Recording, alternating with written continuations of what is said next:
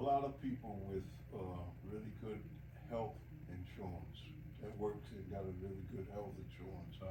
A lot of men don't go to the doctor at all. They don't. I work with guys that never went to the doctor. They would get their 1 year physical on the job, and that was it. They never, like went and did a full physical with their doctor and all that. They just never did. Plus, and they was paying for the insurance and everything. There was no problem with that.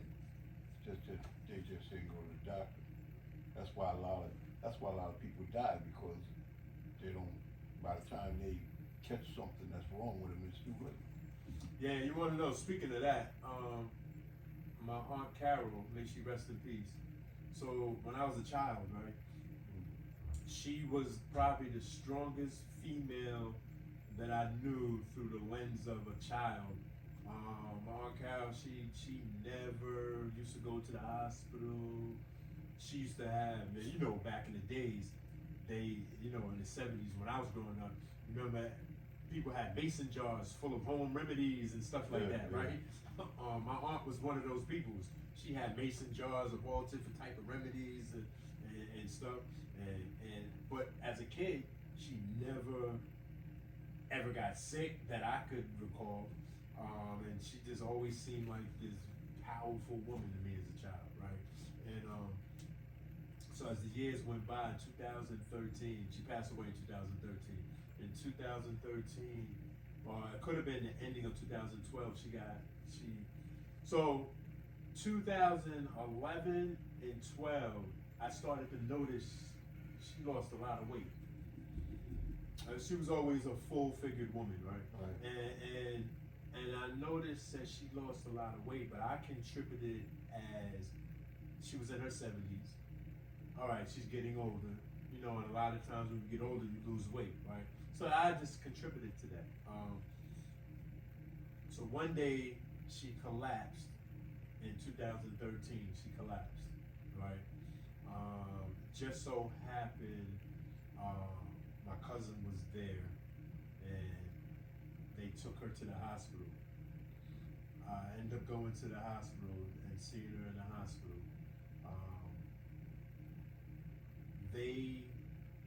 Nobody knew why she collapsed or whatever. She just fainted. She didn't. She fought tooth and nail not to go to the hospital. She never used to go to the hospital for anything, right? So they did CAT scans, ultrasounds, and everything, and then they found in an ultrasound. A long story short, she had cancer, right? And the cancer had breast cancer. No, I'm gonna tell you. The cancer had metastasized so aggressively and rapidly throughout the years that they couldn't even find the origin source of where it started at.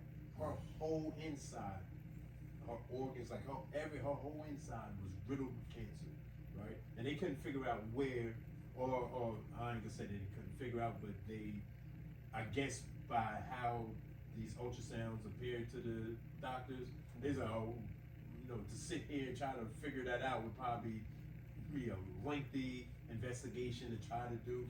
But her whole insides was riddled with cancer, right?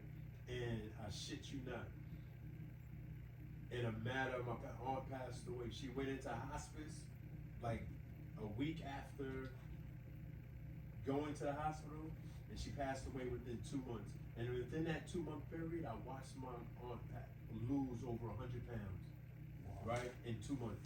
Now, you know how they, like growing up, I know what cancer is. I see the telethons, I read about it, I know what it is. But to actually see somebody go through it, and I've seen some horrific shit in my life, but that is, to this day, was the most horrific thing I've ever seen in this life, right? Watching my aunt deteriorate the way that she did. And there was a part, there was one time in hospice, we had the whole family in there. There was about 15, 20 of us in there, and we did a prayer circle. And my grandmother, I believe, led the prayer at the time, and so we all, standing up. My aunt, she's in the bed, and I happened to open my eyes, and at this point, she had a tube that was forcing oxygen into her, and so she couldn't talk for anything, right?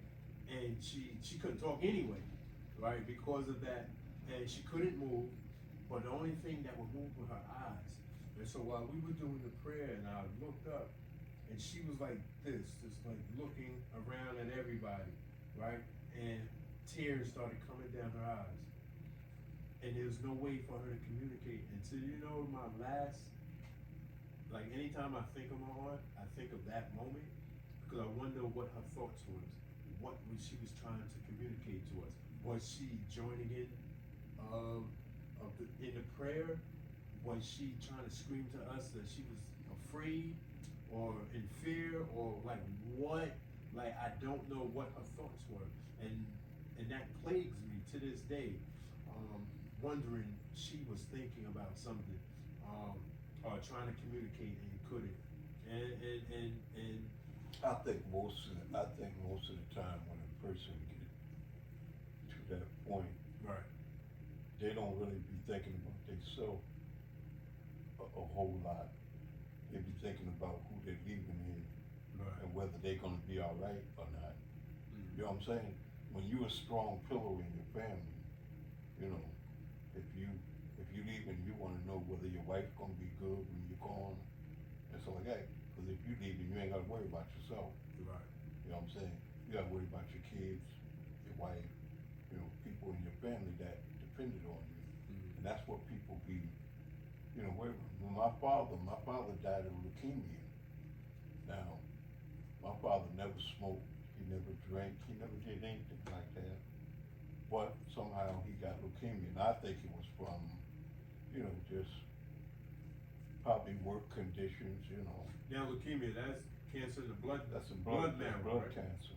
Is it blood marrow? Yeah. Right. Okay. Yeah. And, because I used to see him work construction and, running jackhammers, and, he couldn't hear because, wearing no hearing protection. Right. And I see him come home covered in concrete dust. They ain't wearing no dust mask, so you breathe it in, all that junk, Right. Stuff like that killed them kind of people. Right. Exacerbate the situation. Nowadays, if you're doing something like that, you're gonna have hearing protection on, you're gonna wear dust masks and all that kind of stuff. Because of that stuff that happened like that. Mm-hmm. And, people didn't really know a lot about chemicals. Mm-hmm. Chemicals get into the body. They don't leave the body unless you detox the body. Mm-hmm. That's the only way you're gonna get the chemicals out of your body. Right. If not, the chemicals is gonna go to your fat cells and just stay there. Stay And stored. that's what's gonna make you sick. You know what I'm saying? Mm-hmm. If you never, that's why like older people, they used to clean their system out every season. Every season they used to clean their system out. Who? The older people. Oh, okay. I didn't do that. They, when we was kids, they used to give you stuff like cod liver oil because of that. Yeah. But now the only way you get that cod liver oil is go to the health food store. Yeah. And it's in the refrigerator. Yeah. Because they know about it, but they knew about it back then. My grandmother used to make me and my cousin, when we were living with her when I was young, she's two things she would give us: cod liver oil on a daily basis and castor oil. You know why they gave you that? Yeah, so the cod liver oil, to my knowledge, was that boosts my immune system, and the castor oil was so that my digestive system could flow properly.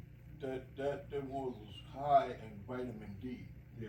You get vitamin D from the sun, but in the summertime you really don't need it because you're getting a lot of sunlight. Right. But in the wintertime it's different.